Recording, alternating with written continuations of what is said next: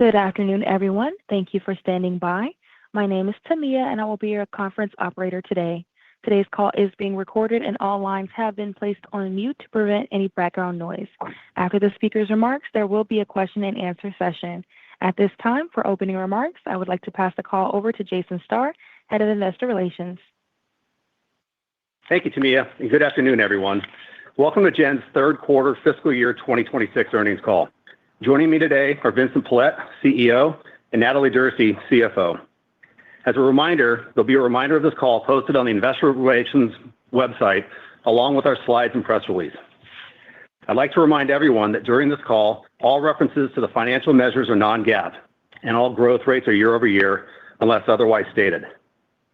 A reconciliation of non-GAAP to GAAP measures is included in our press release and earnings presentation, both of which are available on our IR website at investor.gendigital.com. We encourage investors to monitor this website as we routinely post investor-oriented information such as news and events and financial filings. Today's calls contain statements regarding our business, financial performance, and operations, including the impact on our business and industry that may be considered forward-looking statements, and such statements involve risks and uncertainties that may cause actual results to differ materially from our current expectations. Those statements are based on our current beliefs, assumptions, and expectations as of today's date, February 5th, 2026. We undertake no obligation to update these statements as a result of new information or future events. For more information, please refer to the cautionary statements in our press release and the risk factors in our filings with the SEC, and in particular, our most recent reports on Form 10-K and Form 10-Q. And now I'll turn the call over to Vincent. Thanks, Jason, and thanks everyone for joining us. We continue to make steady progress toward our long-term vision, building a trusted AI-powered platform that keeps people safe online and helps them manage their financial lives. Our results show the strategy is working. We delivered another quarter of double-digit bookings growth, grew our paid customer base to more than 78 million, and increased non-GAAP EPS 14% year-over-year. What matters most is what these results represent: growing trust. Millions of people choose Gen to stay safe online, protect their identity, and manage their financial lives.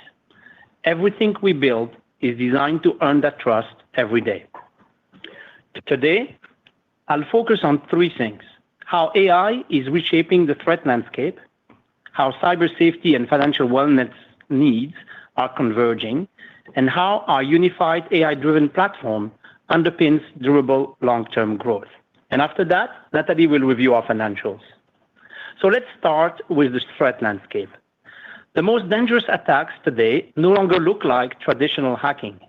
They are embedded into everyday digital experiences: shopping, social feeds, search, or payments. Consumers are not being breached through technical exploits. They're being redirected from trusted behaviors into outcomes that look legitimate and feel safe. A sponsored ad, a realistic video endorsement, a QR code at checkout, a device pairing prompt.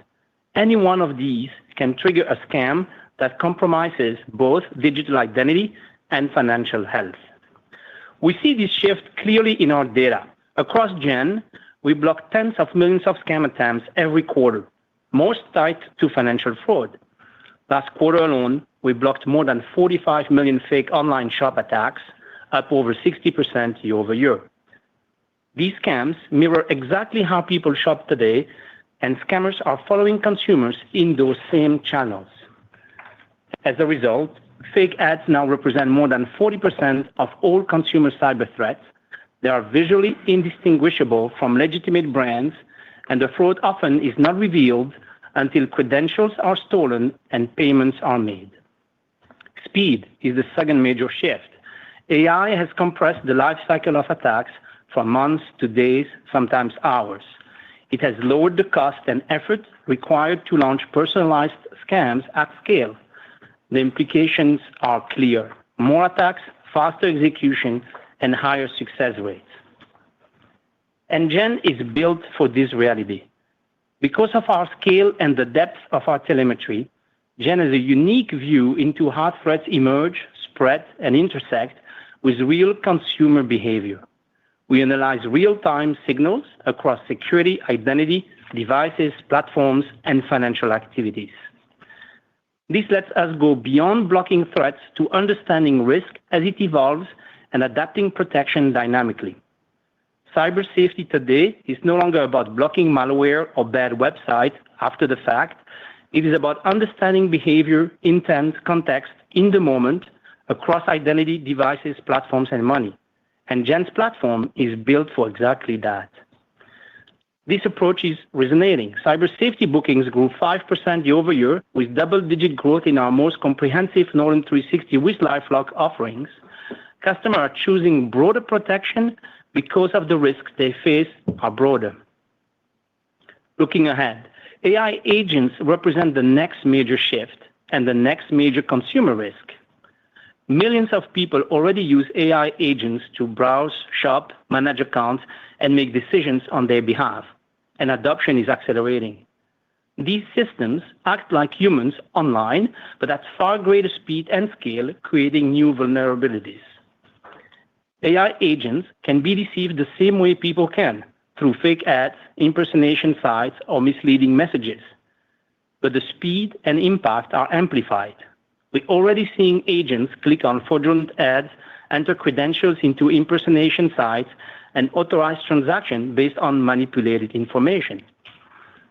Take OpenClaw as an example. It runs locally and performs tasks on your behalf, like managing emails and automating daily activities.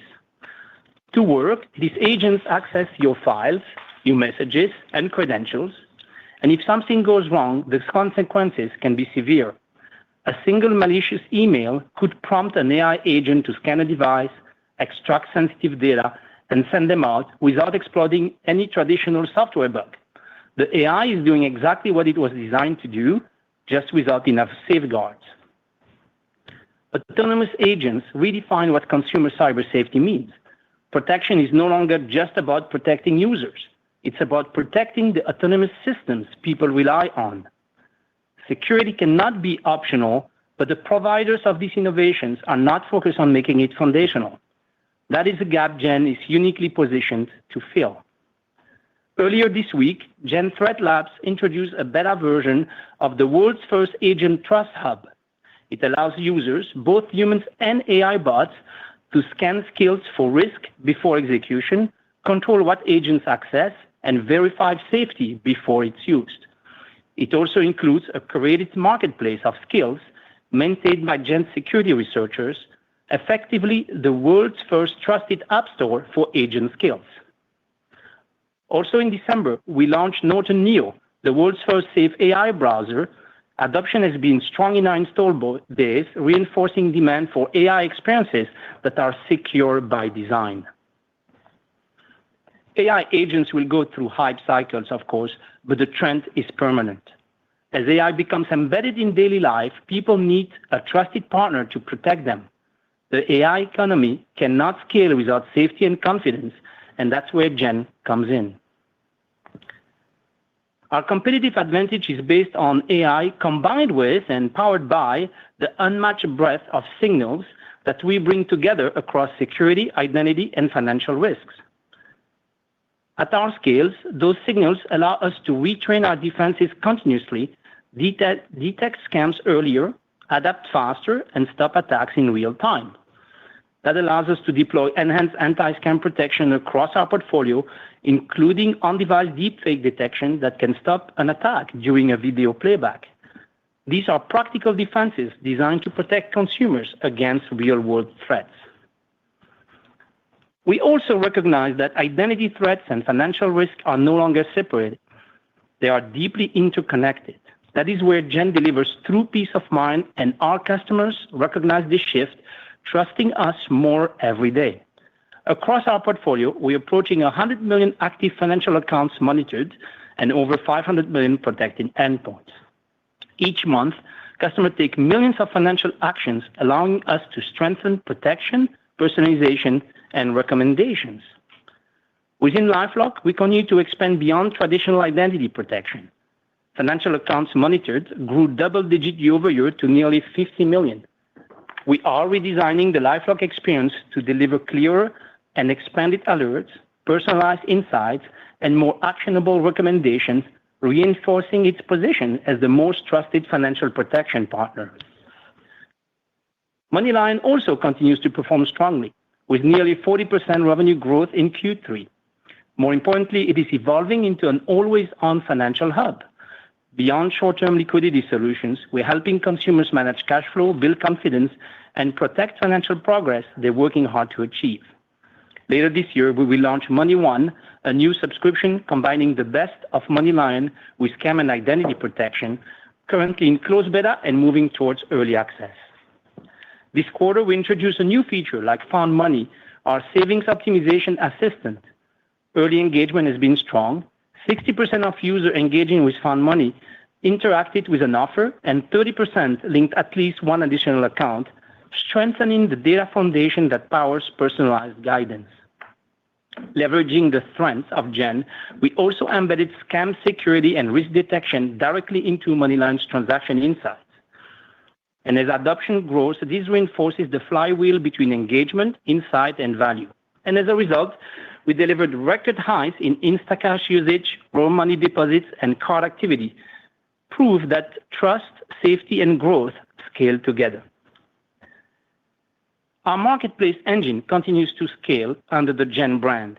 This quarter, engine processed a record number of inquiries as we expanded into new credit cards and mortgage categories and integrated engine more deeply into our consumer brands, helping insights turn into action more often. Yesterday, we announced an expanded partnership with Equifax, using Equifax differentiated data to enable enhanced alerts and insights for our customers across our entire portfolio. It also enables Equifax to offer more personalized financial offers on myequifax.com, powered by Engine. Stepping back, our platform strategy is a real differentiator.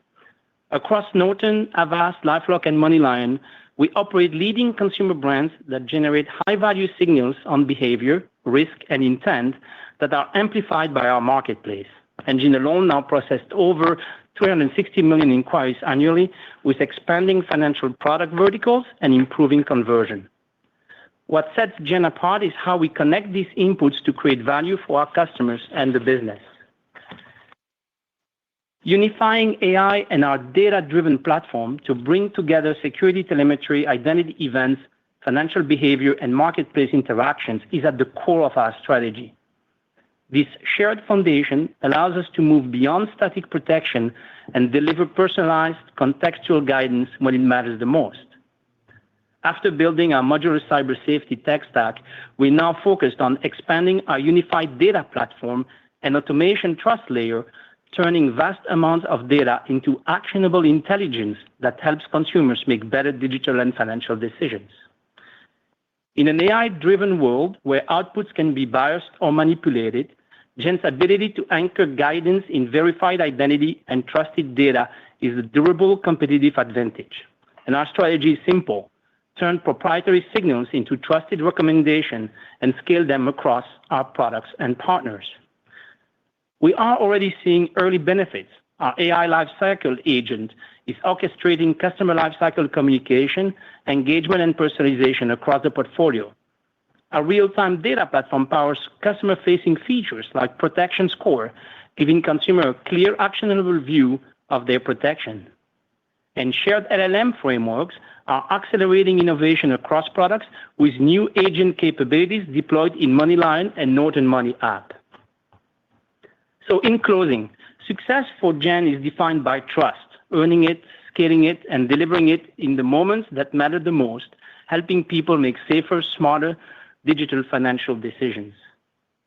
Cyber safety remains foundational, and it's not just a category, it's a promise. And as awareness of Gen portfolio grows, we are increasingly recognized not only as a cybersecurity leader, but as a trusted partner across consumers' digital and financial lives. We are executing well in a rapidly changing environment. Our platform is scaling, our strategy is working, and we're focused on long-term value creation by earning our customers' trust every single day. And with that, I'll turn it over to Natalie. Thank you, Vincent, and hello, everyone. For today's call, I will walk through our Q3 results and also provide some additional color on our performance metrics. I'll then conclude by providing an outlook for Q4 and fiscal year 2026.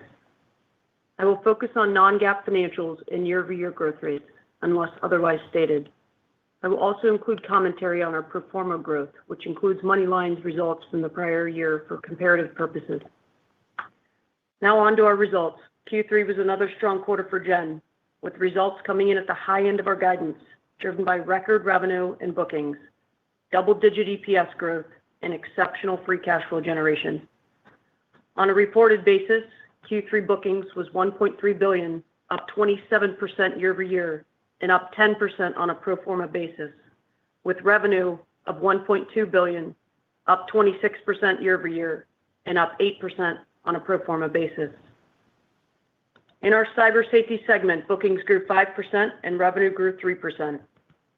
Our strong bookings reflects ongoing demand for our cyber safety subscriptions and is a leading indicator for future revenue.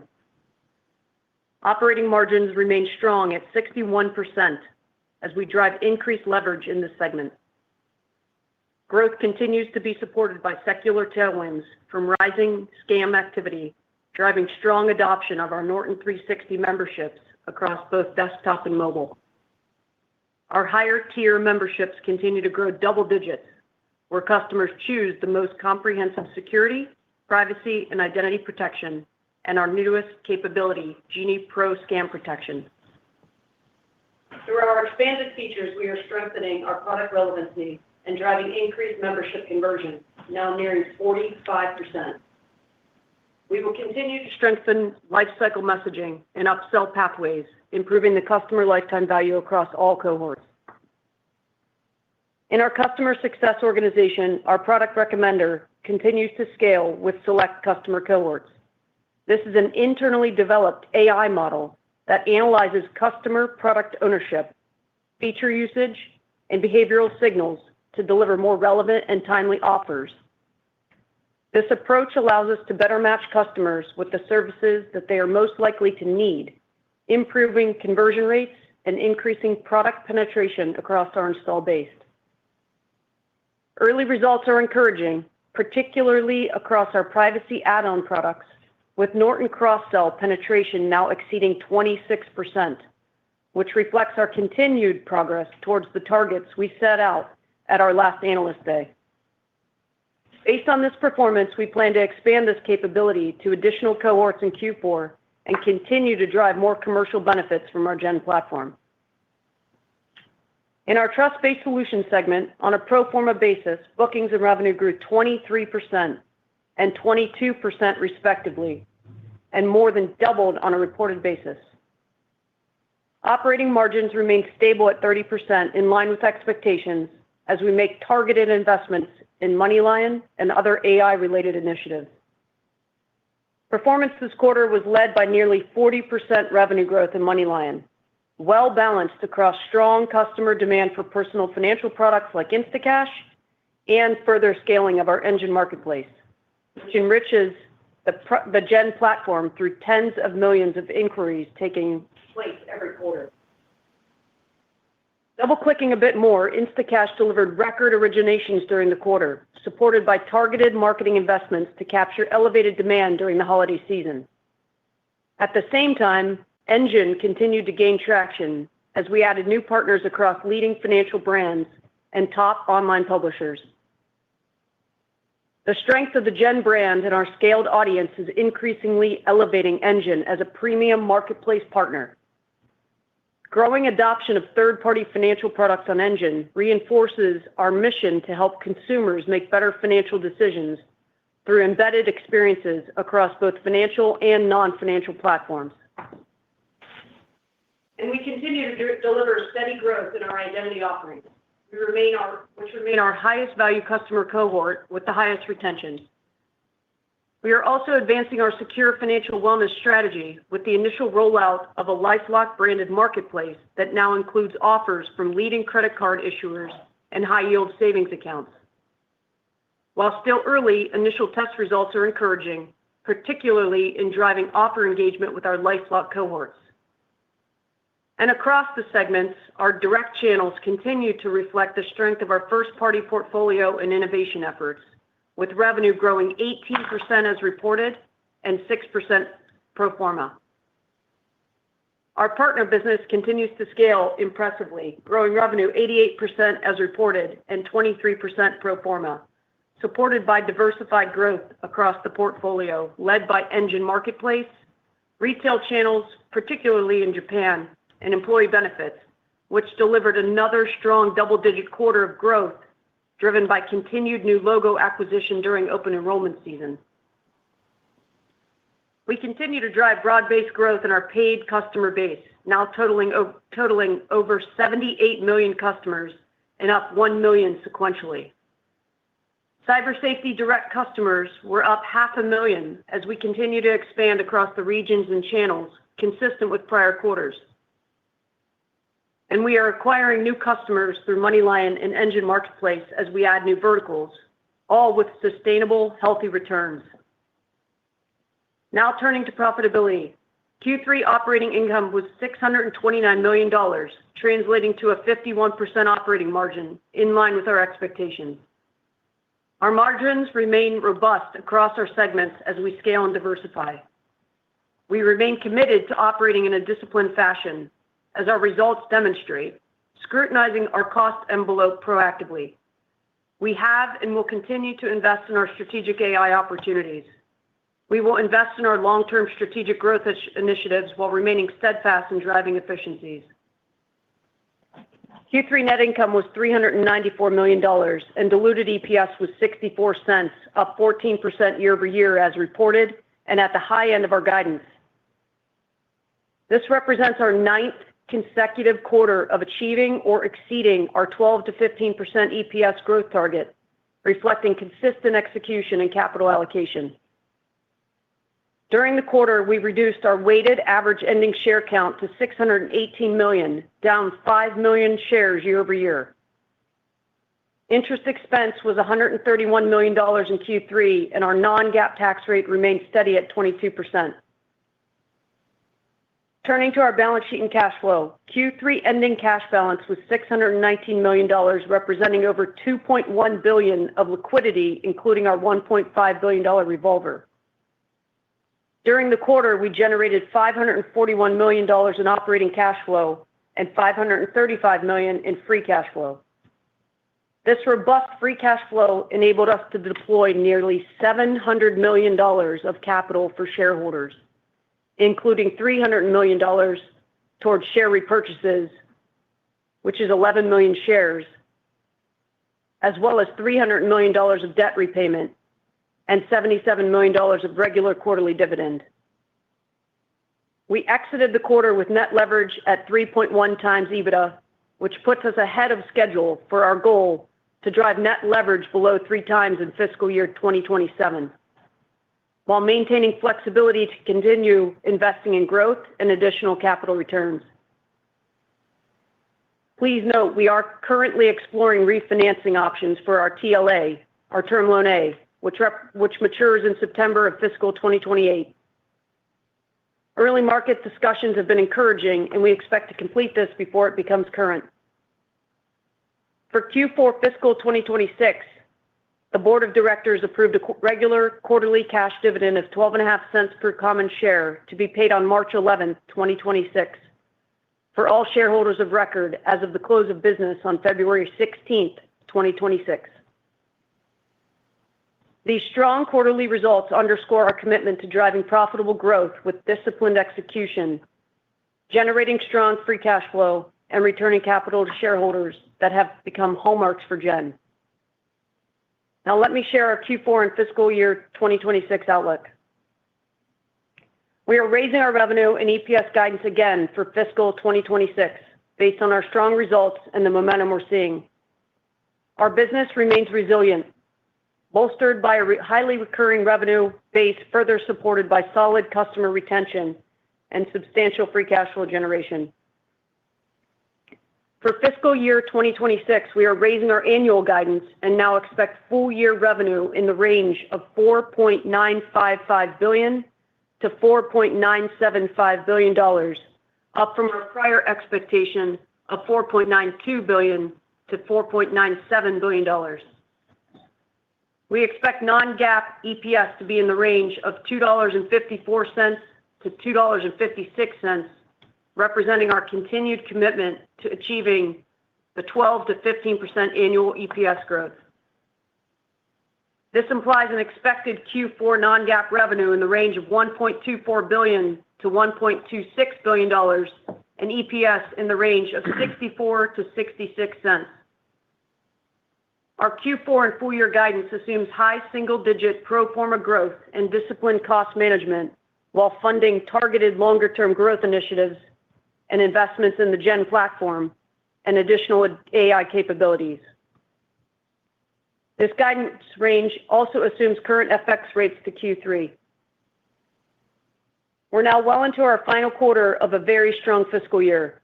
We've successfully integrated MoneyLion and continue to accelerate our growth profile while maintaining the same operating discipline that has long defined our strategy. With many opportunities ahead, we are driving healthy growth across both our operating segments and focused on unlocking top-line synergies through our secure financial wellness strategy. Operating margins remain strong, and we're continuing to invest in scalable innovation without compromising returns. Our free cash flow generation is robust, creating capacity for growth investments, ongoing opportunistic share repurchases, and further delevering to drive strong returns for our shareholders. We continue to hit the mile markers we've laid out as we navigate towards our long-term growth objectives. I want to thank the entire team for staying focused and delivering great value to our customers and to our shareholders. As always, thank you for your time today, and I will now turn the call back to the operator to take your questions. Operator? Thank you. We will now begin the question and answer session. If you would like to ask a question, please press star followed by 1 on your telephone keypad. If for any reason at all you would like to remove that question, please press star followed by 2. Again, to ask a question, please press star 1. The first question comes from Roger Boyd with UBS. You may proceed. Great. Thanks for taking the questions. Hey, Vincent. Hey, Natalie. I wanted to come back to consumer AI and what we saw with OpenClaw Moltbot. I know you touched upon this a little bit, but I think we're becoming more aware of how much trust individuals are going to need to place in the hands of AI that's going to touch all accesses of their digital lives. And I'm just curious how you're thinking about the role Gen can play there in helping consumers. I know you mentioned the Agent Trust Hub, AI Lifecycle, the Neo browser, but do you feel like this could be a material kind of tailwind to demand for cyber safety moving forward? And are you seeing any sort of uptick in pipeline around that so far? Thanks. Very good question, and I confirm, Roger, that the trend is happening. The revolution of AI is happening, and everybody saw it with the virality of OpenClaw in the last 2 weeks or even last weekend. I would say I see it in a sequential way, suddenly exponential growth. We initially, as you know, were protecting in the initial days of the internet, the device, and protecting against weakness in the operating systems. And then later on, protecting against the flurry of websites that existed in the early days of uncategorized search tools. All of that create opportunity, as you know, and that's the roots of Avast and Norton brands. If you take today this revolution of AI, it is happening in front of us. Where agents, in the case of OpenClaw, can do your task. As you know, you can send a WhatsApp or a text to your machine at home and ask them to go and book a restaurant or do other activities, and they will do it. And the agents, if they don't know how to do it or cannot do it via email, may go and download other agents or skills if you want and do it that way. And suddenly you have an explosion of players around you that are going to try to complete the task you've asked them. Today, like any new innovations, is super fun as an early adopter. Security is not the mindset. It's really about how cool it is to be more efficient, to be delegating your task to those agents.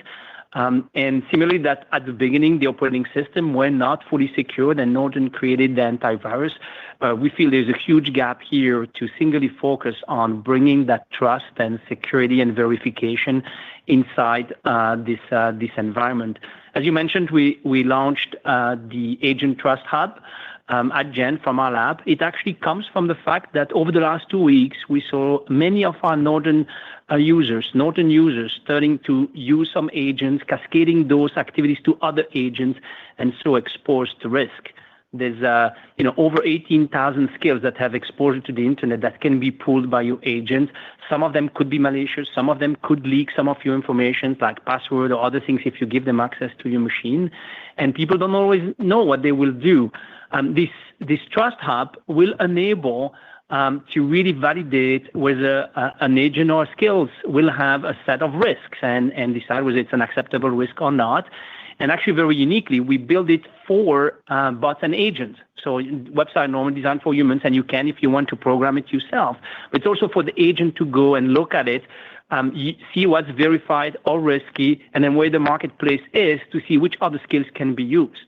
Similarly, that when the internet and the different websites were not fully categorized and search organized, we can play that role of helping what is safe and secure to give confidence for you or your agents to go and delegate those tasks. So now it's not only anymore about protecting a machine, then we were moving to protecting a user with multiple surface exposure. Now it's about protecting a user plus an infinite amount of agents that can represent that users. And so we definitely see this as a renewed need for our mission to play right in that center and that revolution. Awesome. Thanks, Vincent. I appreciate all the color there. And then just a quick follow-up on the MoneyLion business. Again, very solid growth there, 40%. I just wanted to confirm, where are you kind of in that shift over to kind of more subscriptions in that business? I think you noted that some of those are trending towards early access, but it seems like still very early days. But how at all is that impacting the growth in that business and then your outlook for trust-based services for the rest of the year? Thanks. 100%.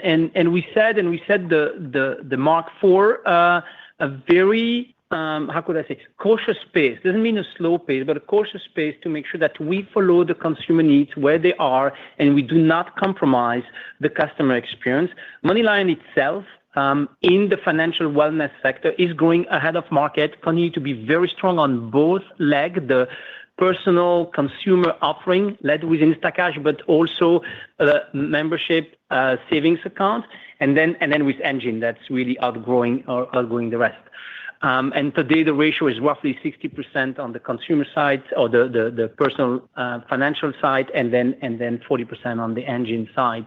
We'll continue to see steady growth. You mentioned 40%. We do have a good business responsible management where we said the long-term business growth at around 30% as we scale for a margin that is above 20%. And then when we see pocket of acceleration, we'll of course capture them as we saw this quarter. As we continue to scale this business, the biggest opportunity for us is really to drive the revenue synergies across the portfolio. As we see our customer already, when they come to cyber safety, their number one concern is to protect against a financial damage, to protect their financial health.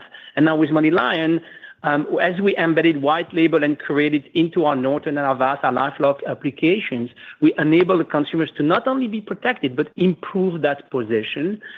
We have a few activities put in. We created Engine version into LifeLock. We're redesigning the experience here. We've seen an increase, double-digit growth in LifeLock customer connecting their bank account into the LifeLock app to be able to detect anomalies and give advice on that.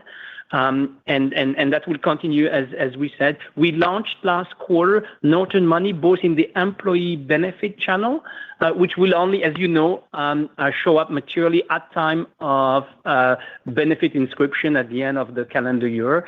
And then we also launched it into our own install base to really refine and connect between cyber safety and financial wellness. And we see early adoption of and convergence of the need between a cybersecurity and a financial health position. Those are really good fact patterns. We said it that we'll start sizing revenue synergies and then overall long-term growth after this fiscal year, so probably in the May timeframe for the next fiscal year. Really clear. Thanks again. Thank you. The next question comes from Meta Marshall with Morgan Stanley. You may proceed. Great. Thanks. Maybe I just wanted to spend a second on if you could kind of go more into the Equifax partnership and just, how that can help drive incremental MoneyLion product adoption, if there's any kind of economics of the partnership that we should be mindful of. Yeah, very good. So you referred to a partnership we just announced 2 days ago with Equifax. Up to now, and before we penetrated financial wellness, our relationship with the credit bureaus was essentially a vendor-to-customer relationship. We were consuming some of their data, some of their information to embed that into our proprietary algorithm and modules to give alerts to our customers, help them restore and serve them that peace of mind that their financial profile in the digital world was fully protected. With MoneyLion, especially the engine now, we're able to match financial institution offers with consumer traffic. And then as you know, we already embedded in that some of the LifeLock benefits, some of the identity protection, and we have very strong momentum. That enabled us to have a very strong strategic discussion with Equifax, a two-way discussion, as their strategy is essentially positioned on the financial institution, the SMB, the enterprise side, if you want. And as we are very strongly and uniquely focused on the consumer side, coming together, if you want, we can bring more value to the customer. So on one way, we now have deep access to the differentiated data set, not just credit monitoring, but the credit block, some utilities, and really expand the alerts and visibility for the consumers on their risk profile out there. And then they're going to use Engine on myequifax.com to bring all of their traffic a more personalized, both safety and financial solutions offering, which will increase over time, obviously, monetization. And then that strategic partnership will also enable to enrich the offers on the engine as the financial partners that Equifax has a relationship with will also then use that engine platform. So feel pretty excited about that. We obviously look to partner with many others in the industry to really provide this unique value proposition, this matchmaker, if you want, between financial solutions, safety at the core, and then consumer with their needs. Got it. Maybe just as a follow-up, I know you touched on it, but kind of expanding on that last answer of just any trends between first-party products and third-party products on the MoneyLion marketplace. Any material shifts in any direction? Thanks. So the short answer is all of the trends you've seen for the last 2-3 quarters from MoneyLion have continued, and that's what we embedded in our guidance, and January was no different either. We have grown, as I mentioned, our first-party product, which essentially was not from the engine only, but some of it from the engine, at the somewhat same growth rate that the engine. And we cite engine is pretty balanced on the first-party and third-party. Obviously, where we're strong, like a short-term lending on some of the credit builder, we lead in that subcategory. And in others, where we don't have, of course, an offering, it could be a credit card or an insurance, we are obviously our all third-party. Great. Thanks. Thank you. The following question comes from Matt Hedberg with RBC. You may proceed. Hey, guys. Thanks for taking my questions. Congrats on the results. Really, really impressive. Natalie, you didn't talk about fiscal 2027, and obviously you're not guiding to it yet. But when we think about anniversary MoneyLion, and you talked a lot on this call about cross-sell and AI, additives. Are there any sort of high-level kind of early guardrails or kind of building blocks that we should think of, whether it's growth or profitability? Yeah, in the overall business, I would point you to, outside of MoneyLion, we had said we wanted to drive a sustainable mid-single-digit rate of growth over the long term. And we have now done that for several quarters in a row. And so as we go into fiscal year 2027, in that same type of period of long-term analyst day targets, I would point you to that. Now, parts of our business are growing faster than others, especially as you see the MoneyLion results and some of the areas of partner. But all of that's embedded in the guide. All of that is embedded in the mile markers that we put out there. Specific guardrails as it pertains to fiscal year 27, I would point you back to that overarching growth and profitability architecture. Don't forget that we had the extra week in this fiscal year, so you definitely want to keep that in mind. Don't forget that the special tax is now behind us, and so that'll give us $200 million of additional capital allocation to go after and to deploy in a productive fashion. And then other than that, it's going to be balancing, making sure that we're investing for the long term while capturing the current demand and continuously driving a very efficient business. That's great. That's super helpful. Thanks for that. And then, Vincent, I wanted to double click back on, MoneyLion synergies. It sounds like you're doing a lot right now. You talked about MoneyOne, and it sounds like synergies maybe later in the fiscal year here. I guess, when we start to think a little bit more broadly about some of these synergies, how do you think about, bridging the gap between kind of the historical MoneyLion cohort and your kind of your premium base? It feels like there could be a lot of synergies there, but could you see not only, cross-selling synergies, but also sort of, benefiting your premium base? Yeah, actually, we see synergies across the entire cohort as we see the convergence between cyber safety and financial wellness needs from a customer perspective. I mentioned the customer come to our portfolio for about 4 key reasons, and the number one is always protect me against financial damage. That space, of course, has to run its course, and part of it is us educating, but of course they have to realize our offering and experience it, etc. That's why sometimes you may feel it's slow, but we want to make sure we follow that customer experience. Obviously, LifeLock customers are a little bit more or further away in that convergence because they already had organically in our portfolio move from basic credit monitoring to monitoring your key assets like your home for a home title, your bank account for anomalies, and we continue to expand that pool. And so that awareness, if you want, is stronger. And now we can bring other additional value. I think I had mentioned to you that one of the first realization that financial wellness was coming closer and closer is as we were monitoring those anomalies and we introduced our AI assistant into the environment, most of the question was not too much, please spot the anomaly. It was, what can I do with it? Can I consolidate this? Can I save money here? And we didn't have at the time the value to deliver it.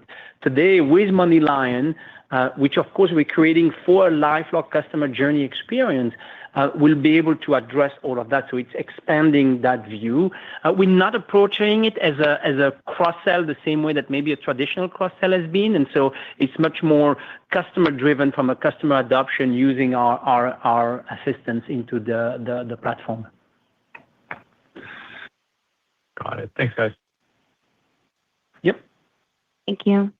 The next question comes from Saket Kalia with Barclays. You may proceed.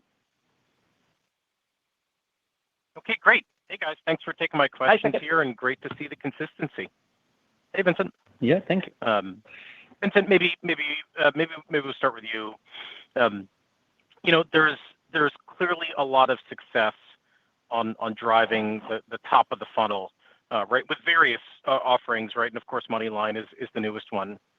I'm curious how the addition of all these businesses and the growing membership mix is contributing to retention. I know that's not maybe the perfect metric to look at right now, but I'm just curious how you think about that, just as you kind of build this flywheel. Yeah, absolutely. So before I talk about retention, I would say the customer experience is the most important. That's why very early on in our strategy, we took a modular white label approach in our stack. The second view is it's good to have your modular white label so you can curate the user interface and experience to your brand, so it's part of your own journey as a special LifeLock customer or a Norton customer or an Avast customer, which is different in adoption of innovations and other things. And then you really drive that.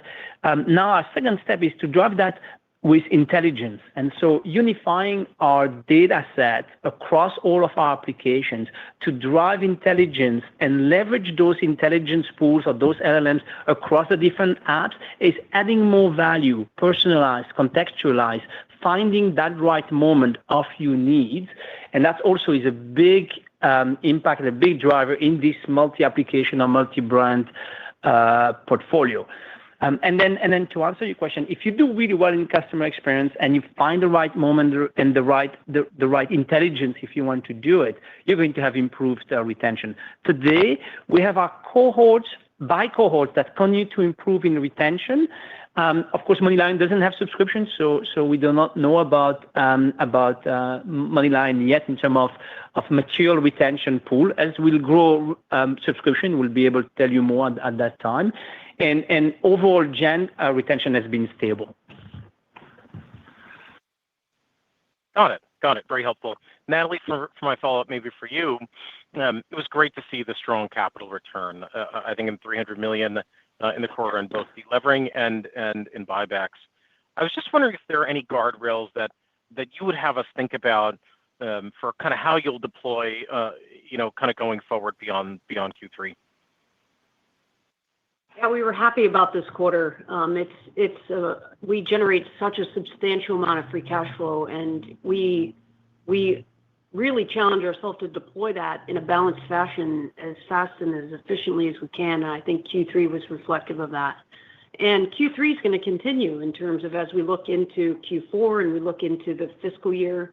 The tenets are the same. We'll continue the dividend. We'll have a balanced approach across accelerated debt paydown and opportunistic share buyback. We have lots of room left in our buyback program. And as we look to the future, it's going to be a balance across the two. Keep in mind what I mentioned earlier. We will have $200 million more than we even did in fiscal year 2026 because we're through the transition tax that kind of hits us and has hit us for the last 6 years in Q2. So even though we already on an annualized basis generate enormous amount of free cash flow to deploy, we'll have even more next year to deploy. We'll do it in a balanced fashion. We stay very committed to, and we stay very committed to, like we put that under 3x net target out there for ourselves.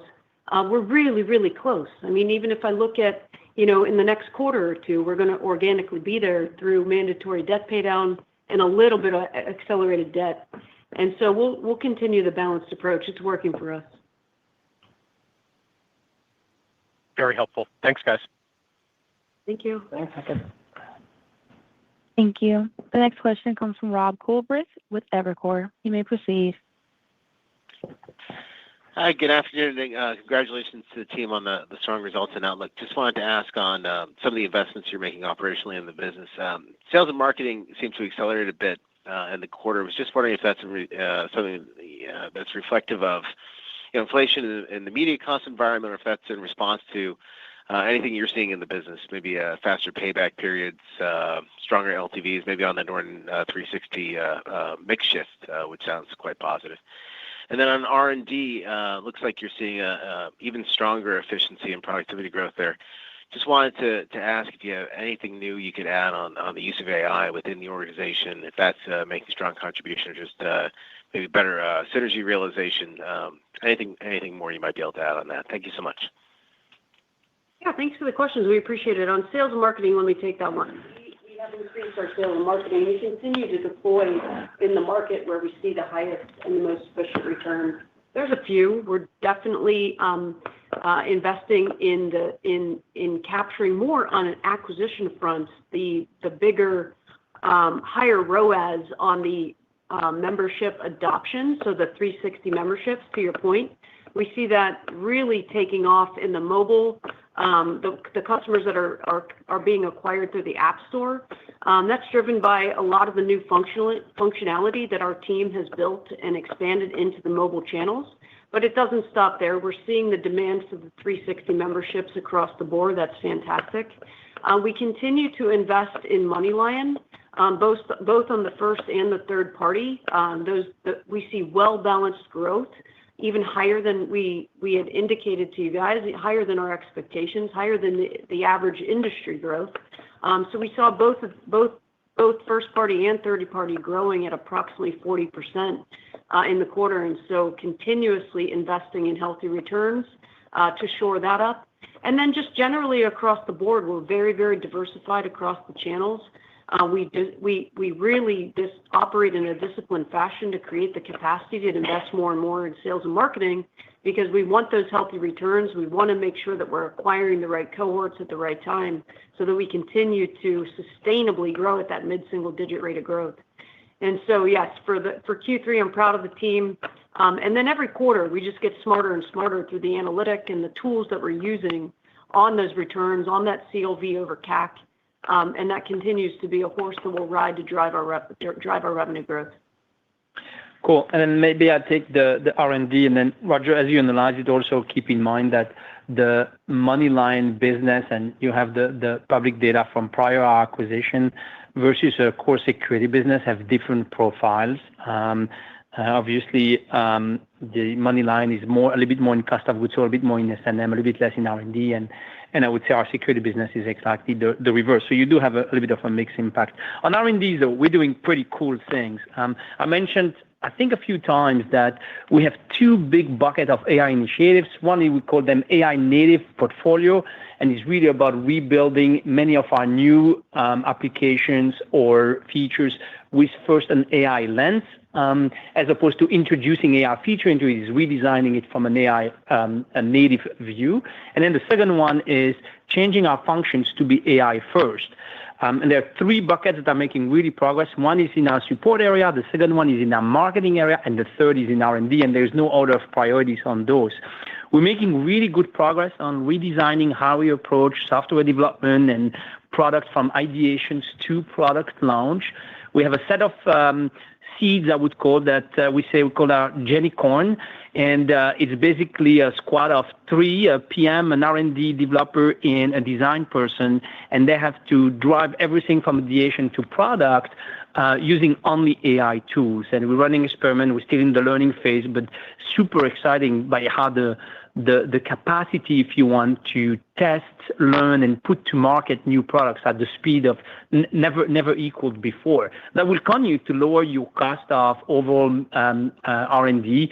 We're trying to bring that approach into our more infrastructure, so into the licensing system, into the billing system, which take a bit more time versus the ideation. But I think the world is here to change, and we gotta be at the forefront of it and leverage the full benefit of it. Great. Thank you so much for the update. Yep. Thank you. Thank you. Our final question comes from Joseph Gallo with Jefferies. You may proceed. Hey, guys. Thanks for the question. Really appreciate it. Earlier in the call, you talked about protecting the user and the infinite amount of agents that represent that user. How should we think about the ASP uplift or monetization opportunity there? Just can you share a little bit more details on that opportunity? Yes, we are absolutely not yet at the level of discussing an ARPU, an ASP. This is really a fast evolving, I was going to say evolution, I should say revolution happening.